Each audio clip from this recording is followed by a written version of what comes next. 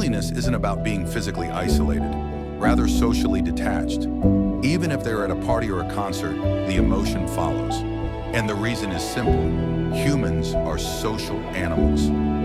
In the age of dawn, Homo sapiens have always gathered up for higher chances of survival. Foraging with one another, fighting to save the other. Our brains have special chemicals just for this particular reason. Oxytocin is a hormone for bonding with other humans. With more social contact, it increases to form strong bonds. To encourage this, the brain releases chemicals called dopamine to provide satisfaction. And without socialization, it goes low and is detected as a threat. In this scenario, the brain gets into a fight or flight mode, a defensive mental state where your brain prioritizes instinct over all else when facing what is perceived to be a threat. Stress hormones called cortisol are released. This is what invokes discomfort. After all, it wasn't about whether people want to play games with you or not, it's about survival. This law may no longer apply to modernization, but the instinct stays.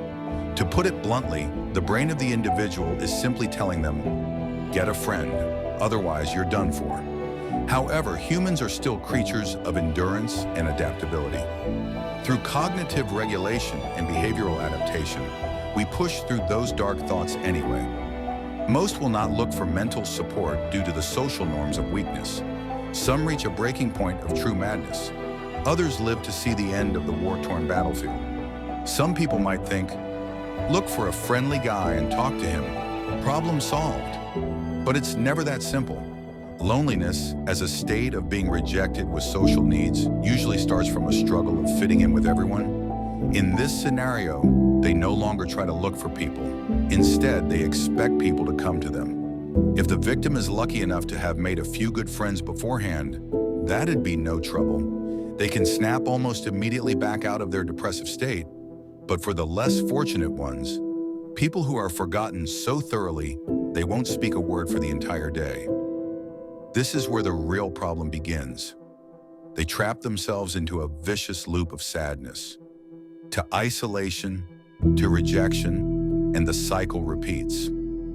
If you ever see a person showing signs of loneliness, be a pal and accompany them for a bit. The loneliness they perceive is often much more different than reality. A small greeting can change their mood for a week, even if you don't see it.